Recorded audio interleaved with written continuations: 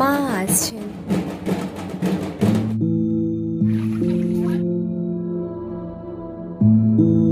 এবার পুজোর থিমে চমক দিতে চলেছে শুশুনিয়ার আমরা সবাই দুর্গোৎসব সমিতি।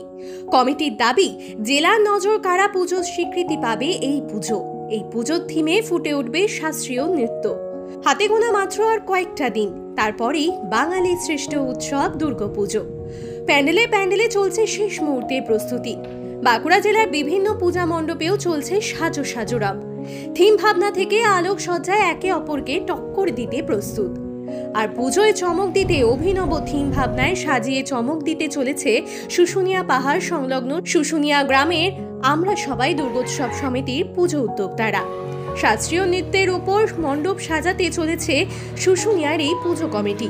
এবার তাদের থিম ভারতীয় শাস্ত্রীয় নৃত্য কথাকলি। বাঁশ, বাটাম, কাপড়, সুতলি প্রভৃতি পরিবেশ বান্ধব সামগ্রী দিয়ে তৈরি করা হচ্ছে মণ্ডপ। এবারে তাদের থিমে বাজেট 10 লক্ষ টাকা। সাবেকি প্রতিমা গড়ছেন চামকড়ার মৃৎশিল্পী ফটিক রায়। শাস্ত্রীয় নৃত্য কথাগুলিকে সামনে রেখে অভিনব এই থিম পুরো জেলাবাসীর নজর কাড়বে বলে জানান পুজো কমিটির সম্পাদক শঙ্করদীপ চ্যাটার্জি।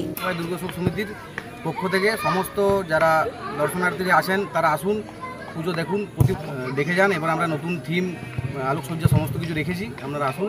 এবছর আমাদের 13তম বর্ষে আমরা পা দিয়েছি।